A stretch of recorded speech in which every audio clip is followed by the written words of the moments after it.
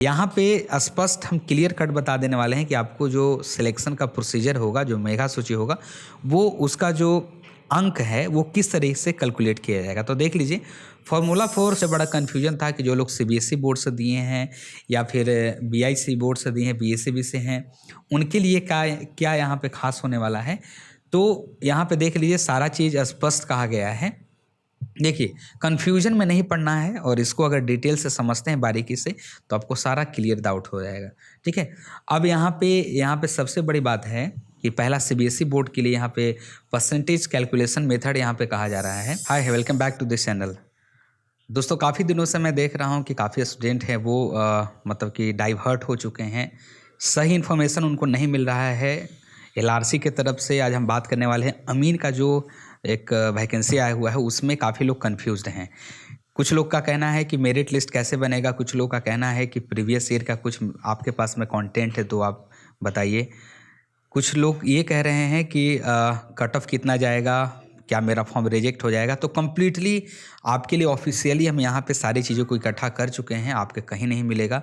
सारा डिटेल एक प्लेलिस्ट हम मतलब कि अमीन के बारे में बनाने जा रहे हैं, जहाँ पे ढेर सारे ऐसे ऑफिशियल कंटेंट के थ्रू हम आपको प्रूफ करेंगे, जहाँ पे ऑफिशियली किस तरीके का कट ऑफ गया था, कितना पे लोगों का मतलब कि क्या फॉर्मूला था, किस फॉर्मूलों के ऊपर मतलब उनका सिलेक्शन होगा, है ना।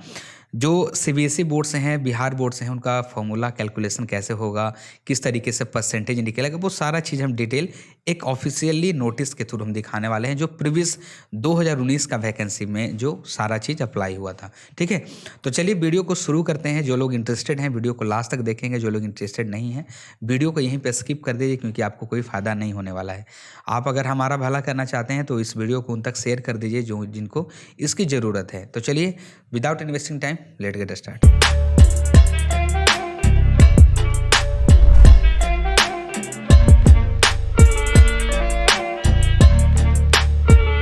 तो डायरेक्टली हम अपने स्क्रीन के ऊपर हम आपको दिखाना चाहेंगे कि ढेर सारे आपके लिए मैंने कंटेंट यहाँ पे आपके लिए यहाँ पे ऑफिशियली हमारे पास में इकट्ठा है। कम से कम 15 से 20 ऐसे पीडीएफ हैं जो ऑफिशियली प्रूफ करेंगे वो सभी की मतलब कि जो स्टेटमेंट हम कहेंगे, जैसे मेरिट लिस्ट बनने से लेकर के, और मतलब कि स्टार्टिंग से ही मेरे पास में पूरा कंटेंट है कि जहाँ पे एडवर्टाइजमेंट हुआ था, मतलब जो आया था उससे रिलेटेड, वहाँ से शुरू होकर के और फाइनल मेरिट लिस्ट तक के लिए। तो सारा वीडियो को हम डिटेल में बनाएंगे, एक एक एपिसोड बाय एपिसोड बनाएंगे, लेकिन इसमें आपको कुछ महत्वपूर्ण जानकारी हम देंगे। यहाँ पे आपको हम दिखाना चाहेंगे कि एक नोटिफिकेशन संख्या है BCECB, आपको देख लीजिए 2019 दिनांक 21/12/2019 का आपको यहाँ पे स्पष्ट रूप से दिख रहा होगा। ठीक है, तो आप यहाँ पे जैसे ही इस ऑफिशियल नोटिस को आप देखेंगे अच्छे तरीके से, तो इस नोटिस में बहुत कुछ बातें कही गई है जो आपको यहाँ पे देखना पड़ेगा। पिछला जो अमीन का वैकेंसी आया था वो यहाँ पे आप देख लीजिए कि जो 1767 पदों के ऊपर था, किस कैटेगरी में कितना था, वो सारी चीज़ें यहाँ पे आपको डिटेल में दिख रहा होगा। और हम नीचे जाते हैं तो सारी चीज़ों को यहाँ पे इंटेंशन नहीं है कि सारी चीज़ हम आपको दिखाएं और आपका जो टाइम वेस्ट करें। हम यहाँ पे डायरेक्ट हम नीचे आते हैं तो यहाँ पे मेन जो इम्पॉर्टेंट फोकस चीज़ था, मैं आपके लिए यहाँ पे थोड़ा सा मैं हाईलाइट करके दिखाना चाहूँगा कि यहाँ पे देख लीजिए कि पॉइंट नंबर 5 जो है, यहाँ पे सारी चीज़ें कही जा रही है कि ऑनलाइन कंप्यूटर जो बेस्ट परीक्षा होने वाला है उसके रिगार्डिंग बात कही जा रही है। ये देख लीजिए। ठीक है, यहाँ पे पूरा हम डिटेल पढ़ देते हैं, आपको समझा देते हैं और क्लियर हो जाएगा आपके दिमाग में कि सीबीटी के लिए क्या हमें प्रिपरेशन करना होगा और किस तरीके से हमारा कैलकुलेशन होगा। और हम लास्ट में ये भी दिखाएंगे कि आपका जो फॉर्मूला किस तरह से कैलकुलेट करेगा, जो आपकी सारी चीज़ें। देखिए, यहाँ पे CBT जो है चयन की प्रक्रिया के लिए ऑनलाइन आवेदन भरने के क्रम में अभ्यर्थियों द्वारा अपलोड किए गए इंटरमीडिएट या समकक्ष परीक्षा का मार्कशीट, यहाँ पे देख लीजिए आप क्या क्या अपलोड किए हैं वो आप यहाँ पे ध्यान से देख लीजिएगा, एवं संबंधित प्रमाण पत्रों के जांचों उपरांत, मतलब सारी चीज़ें जांच होगी उसके उपरांत इंटरमीडिएट 10+2 या समकक्ष परीक्षा के प्राप्तांक एवं कार्य अनुभव, यहाँ पे अमीन का जो एक्सपीरियंस होगा उसके बेस के ऊपर आपको अंक मिलने वाला है। कितना अंक मिलेगा वो सारा चीज़ हम आपको डिटेल करेंगे। वो 1 साल 2 साल के हिसाब से वो सारा चीज़ यहाँ पे डिटेल मेंशन किया हुआ है, हम आपको दिखा देंगे। अनुभव के आधार पर प्राप्त अंकों को जोड़कर कुल प्राप्तांक के आधार पर मेगा सूची का प्रकाशन होगा। कोटिवार क्रमबद्ध में होगा, ठीक है।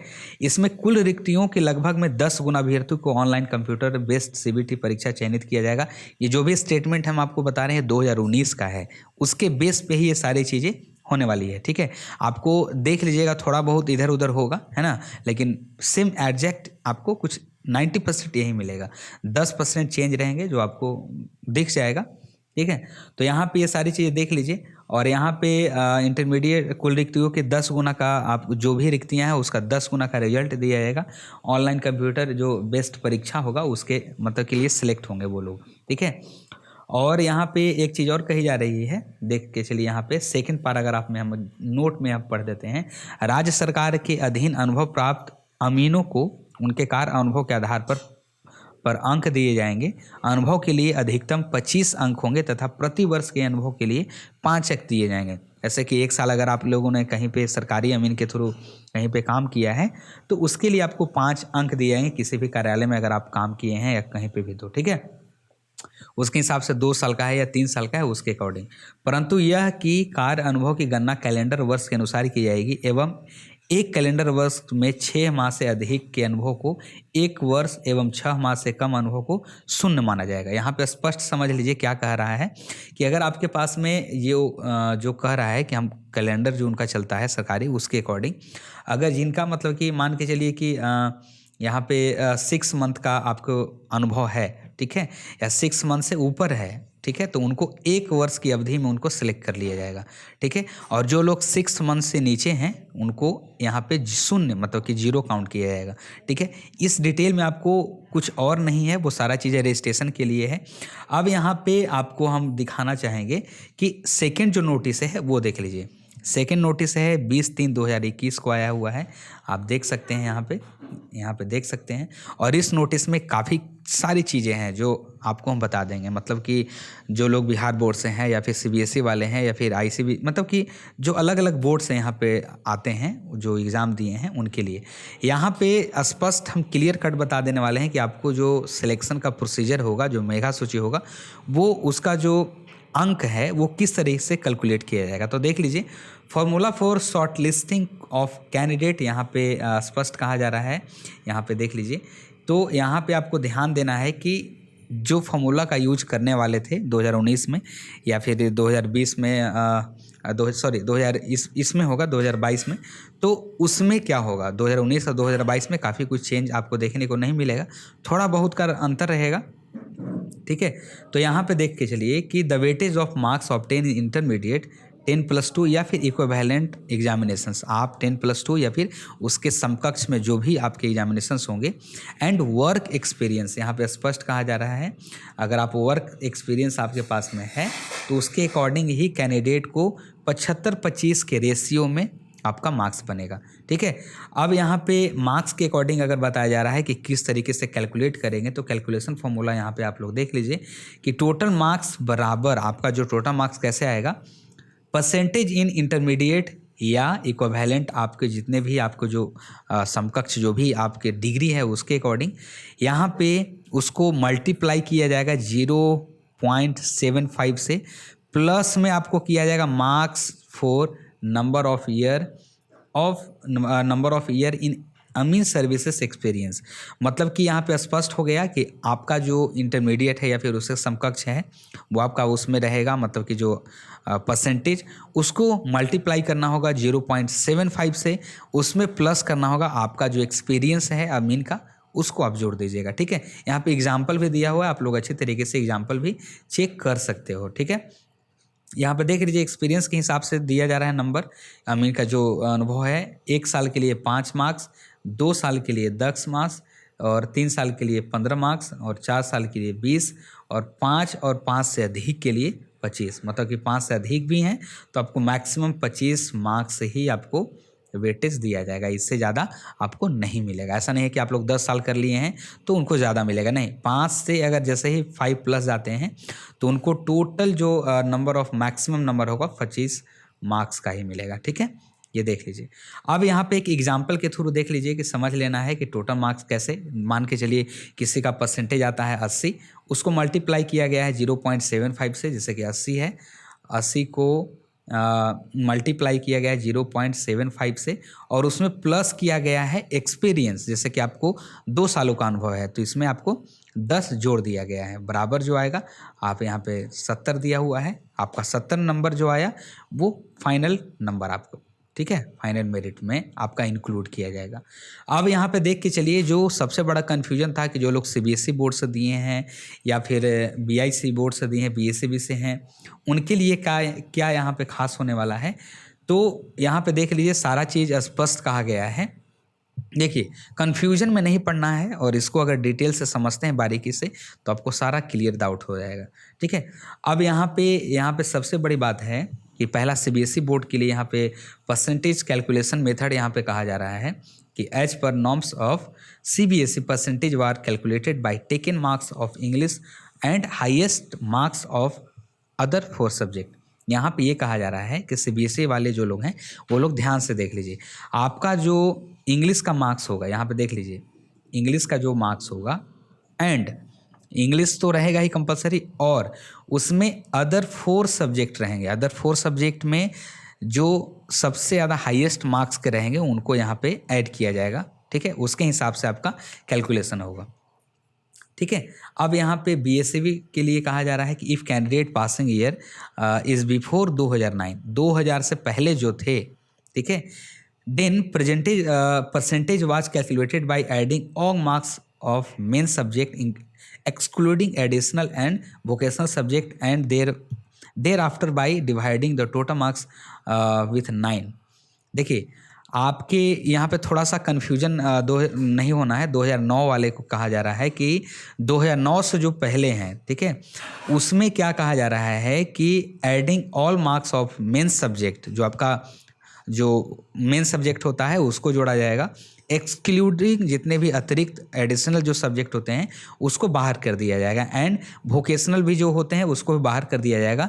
देन सबको ऐड करने के बाद डिवाइडेड बाय 9, ठीक है, मतलब कि आपके जितने भी मेन सब्जेक्ट हैं उसको कैलकुलेट किया जाएगा, सबको ऐड करने के बाद में 9 से भाग दे दिया जाएगा, ठीक है। जो आएगा वो आपका मेरिट बनेगा उसके।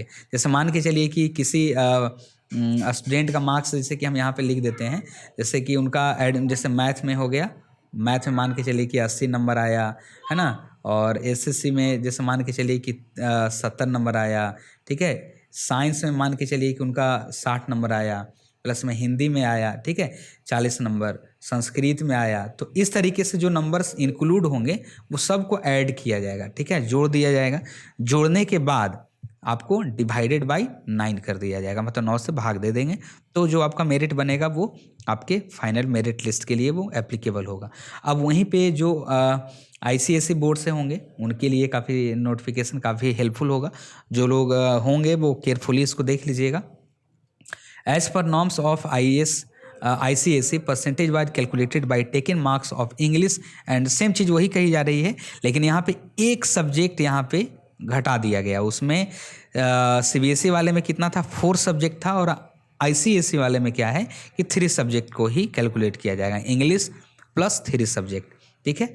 अब यहाँ पे अदर स्टेट के लिए जो लोग हैं एप्लीकेबल, जो अदर स्टेट वाले भी जो लोग देख रहे हैं उनके लिए भी है। In the case of diploma, जो लोग डिप्लोमा भी बहुत सारे लोग कर लिए होंगे, तो डिप्लोमा वाले के लिए क्या है, in the case of diploma the percentage calculated based on the total marks and obtain marks depicted in the final marksheet, ठीक है। वो आपके डिप्लोमा में जो होंगे, जो ऑब्टेन मार्क्स मतलब कि एंड आपका जो होगा यहाँ पे देख लीजिए total marks and obtain marks दोनों को ध्यान में कंसीडर करके वो लोग इनका मेरिट बनाएंगे। एंड यहाँ पे देख लीजिए कि पश्चिम बंगाल जो होता है बोर्ड, मतलब कि पश्चिम बंगाल का जो हायर सेकेंडरी एजुकेशन होता है उनके लिए कही जा रही है, स्पेशली यहाँ पे मेंशन करके कि percentage was calculated as per notification given in official website, और percentage was calculated based on the total marks and obtain marks. ये सारा चीज़ स्पष्ट कर दिया गया है। अब देखिए सेम चीज़ें होगा, आपके जो टोटल मार्क्स होगा या फिर जो ऑब्टेन मार्क्स होगा उसके अकॉर्डिंग ही वो कैलकुलेट करेंगे, ठीक है।